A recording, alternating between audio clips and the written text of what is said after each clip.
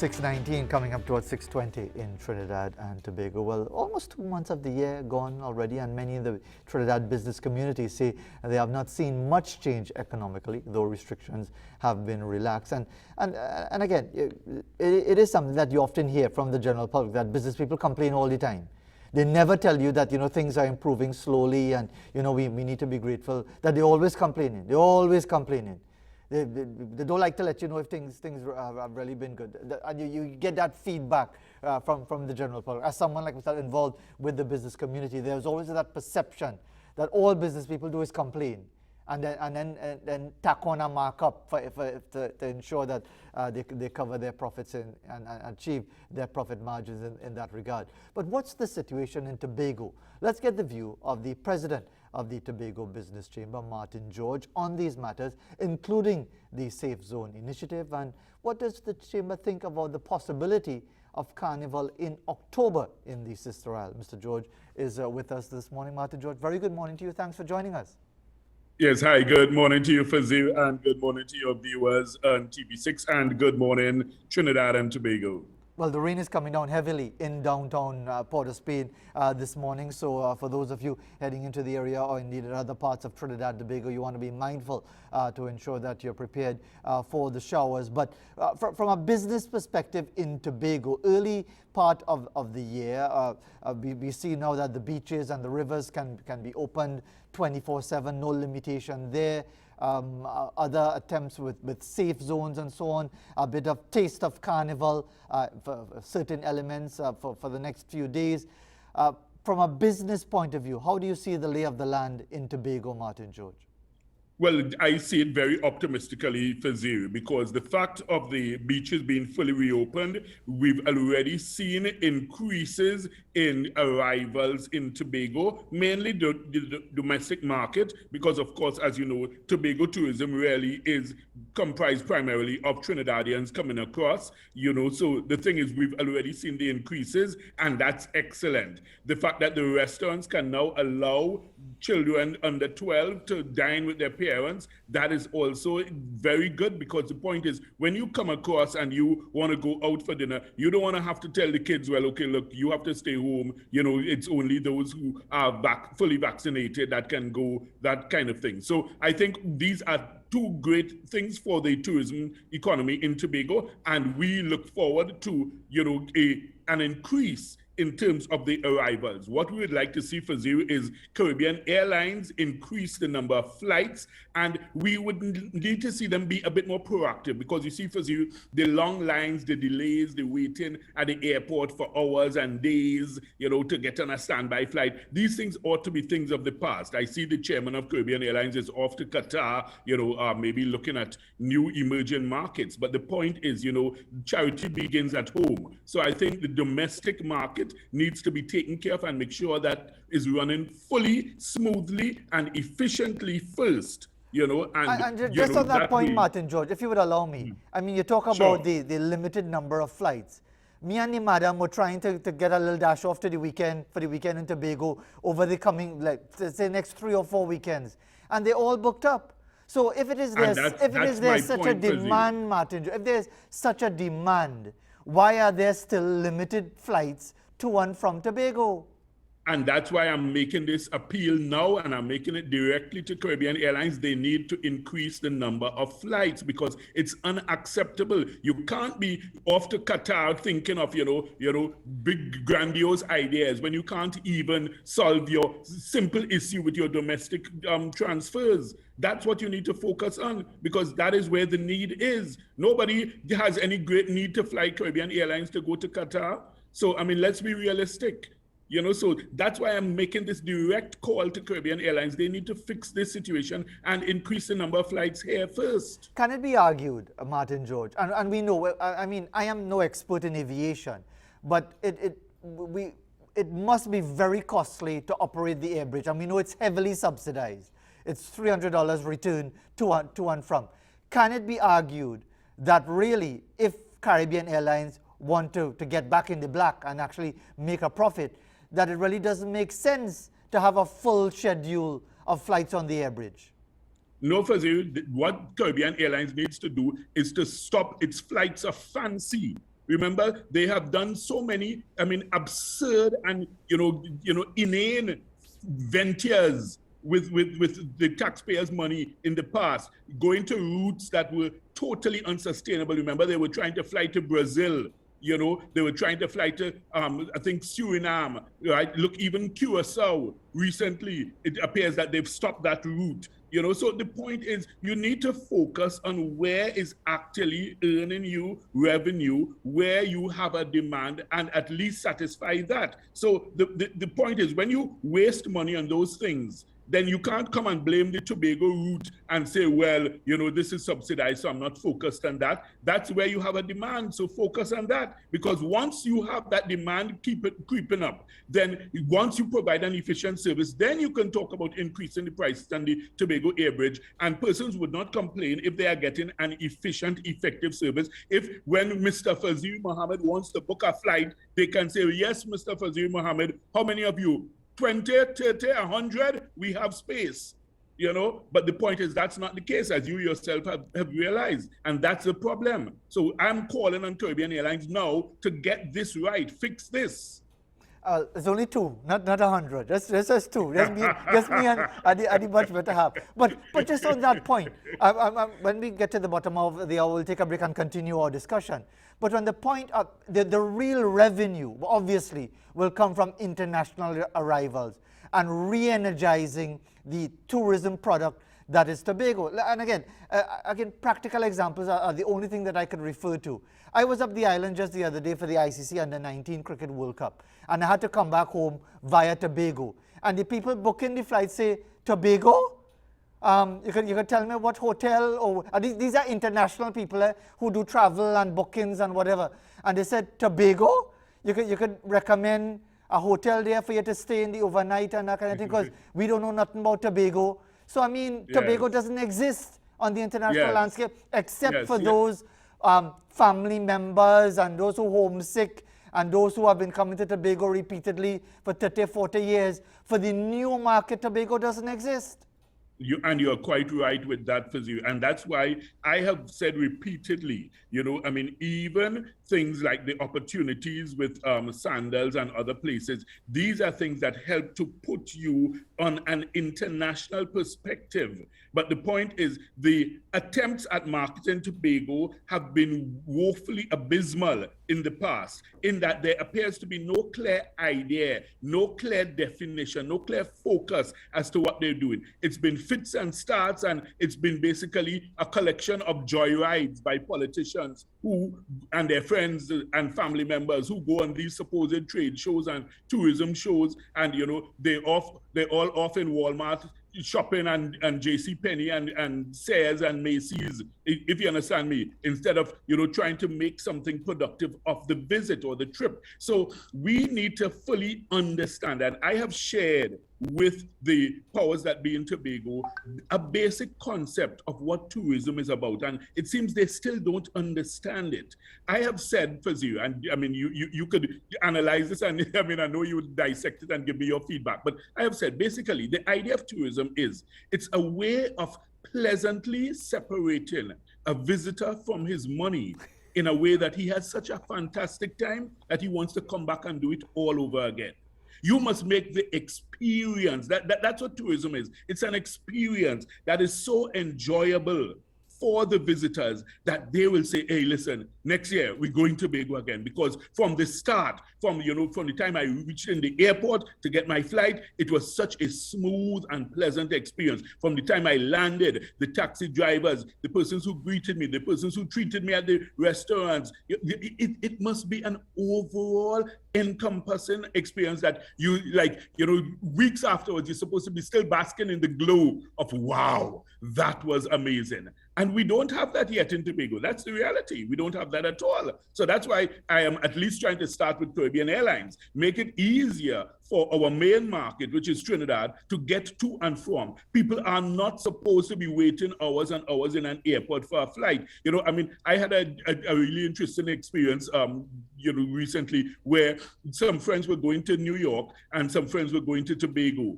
The persons who got to Piaku, they boarded their flight to New York, landed in New York, cleared, and reached home to their homes in New York. and the persons who were going to Tobago were still at the airport in Piarco waiting on standby for a 15-minute flight to Tobago. Imagine the irony of that. So in other words, you could get to New York faster than you could get to Tobago. That's absurd. That's really, really absurd. And this is something that ought to be a priority of the government. And I call upon the government and the Prime Minister. He has the chairman of Caribbean Airlines there with him in Qatar. So maybe this is an opportunity for him to speak to him and tell him to fix Tobago. And, well, you still have me stuck on the pleasantly separating you from your money. You see why you was a big-time lawyer? It's only it takes people like you to come up with that, to make people feel happy to flash the credit card or to throw out the And US. to come back and to do it again. And come back and do it again. Martin George, we have to pause, but we might be smiling and laughing, but these are serious issues related to the economy of Tobago. But as we take the break and we'll return to our discussion with Martin George, let's remind you of the COVID-19 protocols. Wear a mask over the nose and mouth when you go out in public. It is the law. Keep your distance from others 6 feet or 2 meters. Stay home if you're ill. Wash your hands often with soap and water or use an alcohol-based hand sanitizer. Cough into a tissue or into the crook of your elbow. Avoid touching your face. Sanitize those hard surfaces, tabletops, handrails, doorknobs, trolleys and cell phones as often as possible. We'll return to our dialogue with Martin George right after this.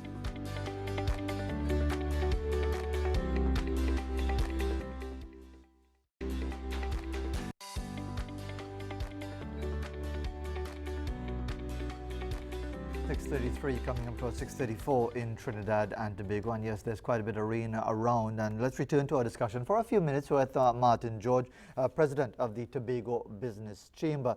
Martin George, I know you always wanted to talk about the foreign investment issue when it comes to its relevance in the Sister, but I just wanted to get your perspective on the concept of Carnival in Tobago in October. It's not an original idea. We've heard this before for a number of years. What's your perspective on that?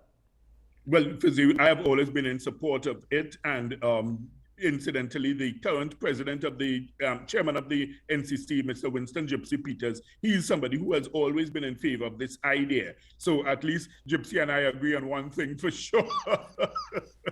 You know, so the fact of the matter is that we've always said that that is the best time for it. So instead of trying to compete with Trinidad, because really and truly what has been passing for Carnival in Tobago is nothing more than, you know, I mean, it pales in comparison to what we have in Trinidad. So why try to compete at that time? What Tobago should be doing is promoting itself as the getaway, the antithesis of the Trinidad Carnival. So in other words, those who want to have like a holiday weekend, you know, you have church groups, you have Boy Scouts, you have Girl Guides, you have so many persons, nature lovers. You have people like me who just want to get away from the noise and the foolishness, and I can't get a flight. And you don't want to go to Tobago and then, you know, you'll be bombarded by noise and music, and that you want the tranquility. So that's what, you know, listen, Fazil, oh my God, there's so many ideas I have in terms of developing Tobago's tourism. If they only understood the value of the product they have. I mean, Fazil, look at this painting over my shoulder, which is the Angkor Wat temple in Cambodia, which I got when I visited there. It's one of their most famous, you know, sites for tourists to visit. And I'll tell you something, Tobago has so much potential. Do you know that the owner of the Italian restaurant in Tobago, Gabriel, he has embarked upon a project to start locating and mapping all the old sugar mills. Let me stop you right there. Let me stop you right there, because that same gentleman you're talking about, he had me in a talk for about 2 hours. I tried to eat my food and he talking about the 108 historical sites that he has mapped out. Because he is so passionate about it. And this man is an Italian. He's not Tobagonian. And he has the passion. And he loves going and discovering these things, and he's mapping and recording this. And, you know, this is what the THA and central government, if they focus on Tobago tourism, that's what they should be doing. You should have tours for that. You have things like the Richmond Great House. If you remember, the THA at one point took it over from the original owner and said they are going to manage it. Instead, what you had is the THA assemblymen using it as their own personal and private hotel, you know, where they'd be in and out with various, you know, partners, you know. I mean, that's the absurdity and stupidity they've been, you know, engaging in, instead of trying to develop a meaningful, sustainable product. And you have the potential there. Look, for instance, you have the wrecks which have been sunk in the Scarborough Harbor. These could now be diving sites that you could explore. People will come to go and do that. Look what Grenada did. They actually started creating artificial wrecks and artificial, you remember they have the statue, the garden of statues. Correct. Underwater. So there is so much that can be done if only you have leaders who have the vision and foresight and the understanding as to what tourism really is. And before we conclude, Martin George, just that issue of foreign investment, of maybe even foreign ownership, because I recall in the time of the NAR, there were, correct me if I'm wrong, the whole issue of the Aliens Land Holding Act, that was changed, and there was a complaint that too many Germans and French and Swiss were buying up properties and land in Tobago at the time. The situation now, is it more restrictive? Would you like to see that reopen, just so we could better understand it in the couple of minutes that we have left? Of course, Fazil, the point is you cannot develop what you want to be an international product if you retain this archaic, anachronistic, iconoclastic approach to things. You have to be able to say, listen, I have a bigger, broader vision. I'm inviting investors. That's what everybody else in the Caribbean is doing. Antigua, Barbuda, they're rolling out the red carpet. St. Vincent, St. Lucia, St. Kitts. Everybody is invited because you recognize that you need the synergies, you need the injection of the direct foreign exchange inputs to try and develop your product, and you work with them. And all you need to do is ensure that you put legislation in place to say, well, okay, look, if you as a foreigner, if you come in, all right, so you must have maybe 25% local content. So you must partner with a local person to, if you want to build a villa, a guest house for tourism, whatever, you must have. So therefore you have not just the foreign exchange coming in, but you also have now the knowledge exchange that will occur, because the point is the persons who are coming in with their ideas, they are now able to share that and partner with locals, develop their local talent, develop their local skills, and everybody benefits. We can't keep burying our heads in the sand, but yet still we want to see the stars.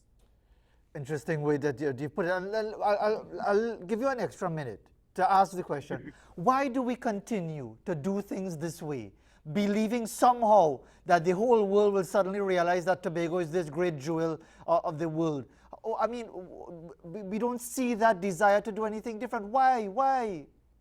Well, I think it comes back to a question of, the apathy of citizens and the lack of political will by our leaders. So in other words, the leaders they're comfortable. They're not under any pressure to do things differently, because the population appears to be quite docile and complacent when it comes to serious issues.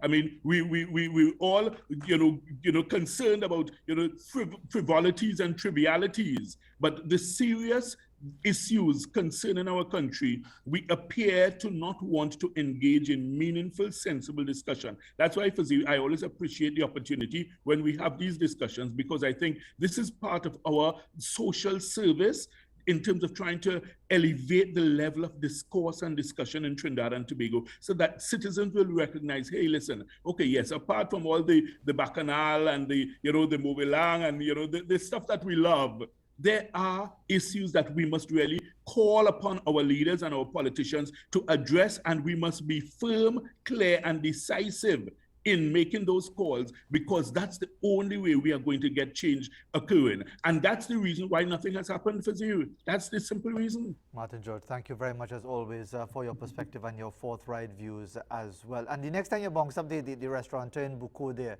tell him, let me eat my food first before he goes into the long history. It's just his passion. No, he's very passionate. But Tobagonians don't seem to share that passion. But thanks very much for taking the time. They don't, yes. Thank you, Fazil. Martin George there with us, and talking about so many different issues. When we come back, by the way, we'll take your calls on the issue of the DPP's office being understaffed, and this whole bail bill and who will get bail and who is again another irrelevant discussion, because they don't have enough people in the DPP office to manage that situation. But before we go to the break, here's an image sent to us by one of our regular contributors, C. Peters, who calls it Shades of Green in the dry season. And indeed, we're going to have more shades of green, not just from the iguana, but from the grass and the leaves and so on, with the rains that we've been having over the last 24 hours. Your calls when we come back.